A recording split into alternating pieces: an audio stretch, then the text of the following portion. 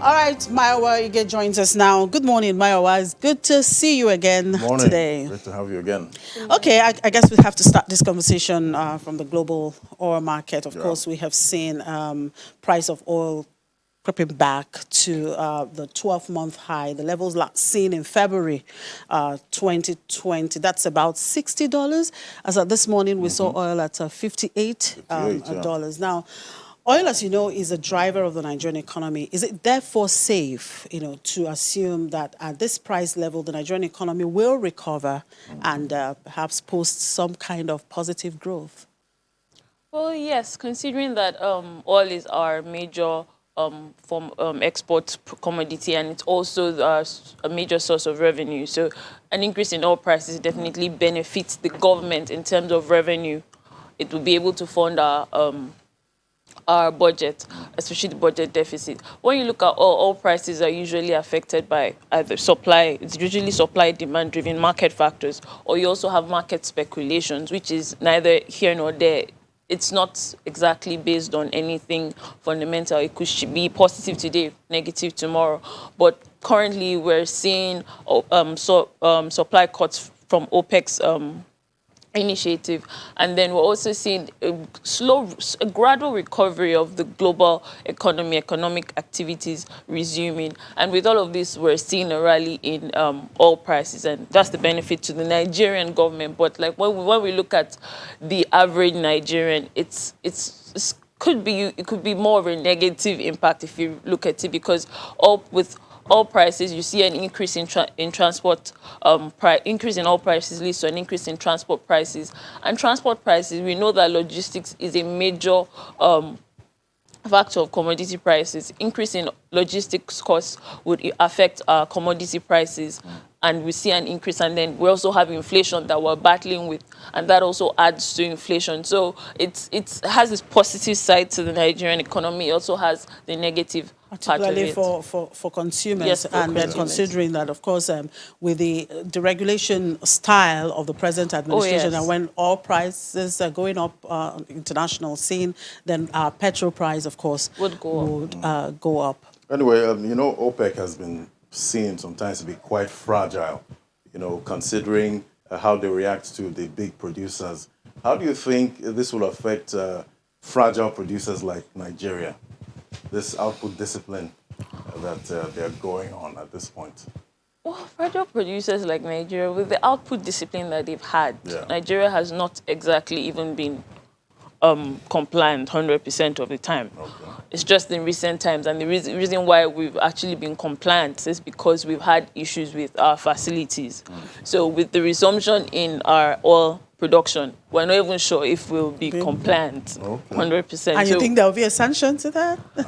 Well, yes, there may actually be a sanction to that, but with Saudi Arabia cutting their own production to make up for other producers, because they're aware that other major other OPEC countries are also largely dependent on oil, and so the drop in oil prices has affected their own economy. So they are also struggling, and then OPEC, being a leader, understands that. That's why they are trying to cut their own output to make up for the drop in for the other outputs from other countries. So with OPEC doing that, with Saudi Arabia rather doing that, it may be beneficial to Nigeria. So maybe we wouldn't get so much of a sanction if we increase our production, because Saudi Arabia rather is already making up for that supply increase, that gap. So hopefully you'll help us. All right. So I'm sure you've been following this market volatility. Well, it's now globally, not just about New York, talking about the short selling squeeze on Robinhood and GameStop issue. Now, Janet Yellen is now calling on regulators to bring sanity back to the market. What is your view about this aberrational, if I may put it that way, and bizarre market situation? So the market situation really, it's bizarre, like you said. But when we look at it, the SEC will tell you that they have three major responsibilities. They are trying to protect retail investors. They're trying to ensure efficient markets, and also trying to facilitate capital formation.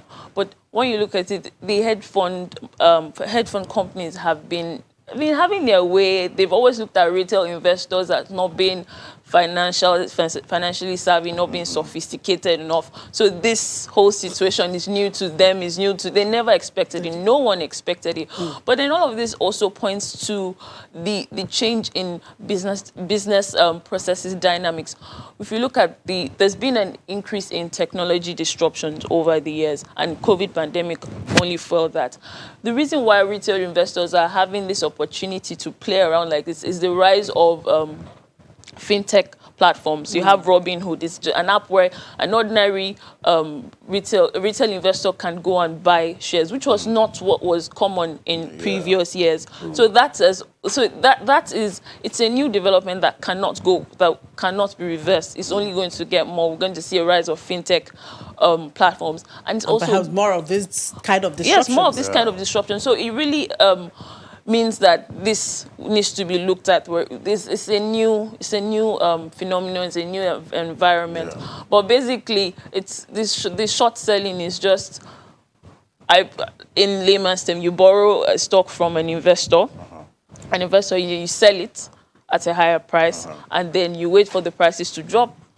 You buy it back and pay back, and then you make your money on it. So that's something that has been hedge fund managers have been doing over the years. It's just a group of retail investors sat down one day and decided that we're going to change and they feel the situation. They've been cheated. Yes, they feel they've been cheated. Yeah, so, but then could you see this volatility maybe have a spillover effect into the commodities market? Well, it could, because if you look at silver, they tried it with silver. When they looked at what was happening with GameStop, they looked, silver too. So they started buying ETFs. But that didn't quite work. Yes. So it's not very sustainable in the commodities market. But they did try to see how it will work in the commodities market. So probably not so much. I don't think it would have so much impact in the commodity space. Okay. So the Naira has been stuck at 480 for a while now in the parallel market. And you projected that inflation rate at 16.2% and food inflation for 20.1%.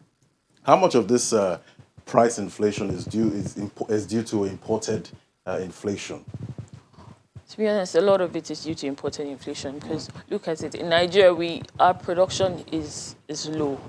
Even our manufacturers don't have the raw materials produced locally. It's not enough to meet their production. Yeah. And even our manufacturing is based on importation of raw materials. So there's that forex, that importation impact in terms of there's the import restriction affecting them. There's also the Naira devaluation, currency, forex exchange rate also affecting that side of importation. That's also that's a major factor responsible for this increase in inflation, should I say.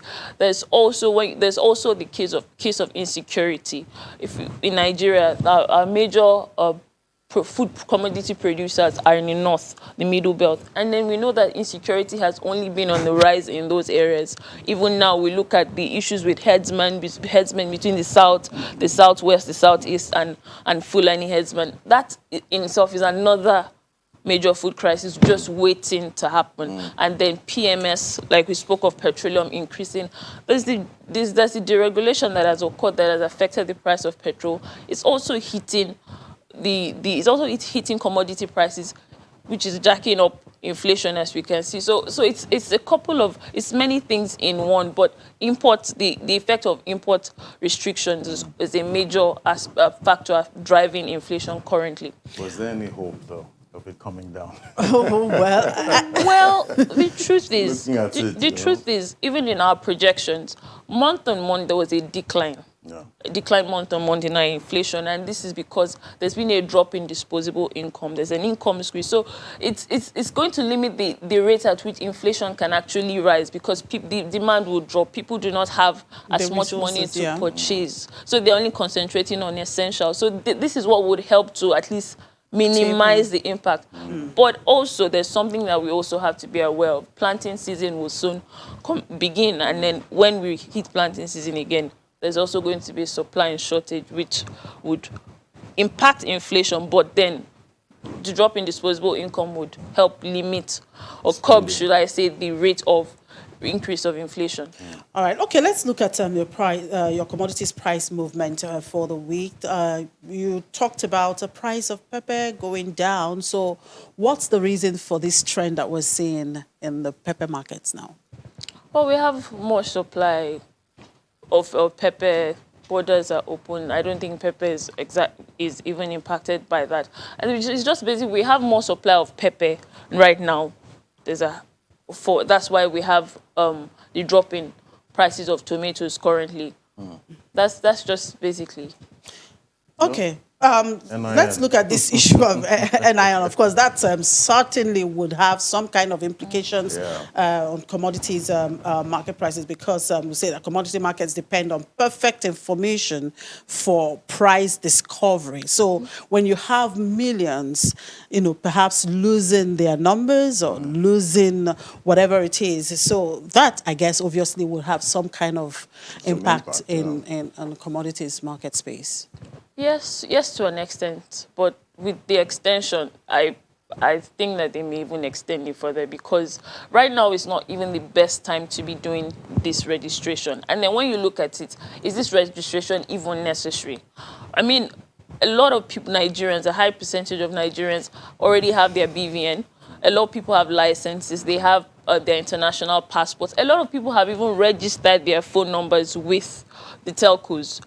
Why can't they sync the data? Why can't they put up an app? I know people say that there's a fake app out there that you can get your NIN number. Oh, and then the NIMC says, oh, it's fake. Oh, if it's fake, but it can do the job that you need it to do, especially when you look at the times, COVID pandemic, you hear people going to the centers and getting infected because they're in large gatherings.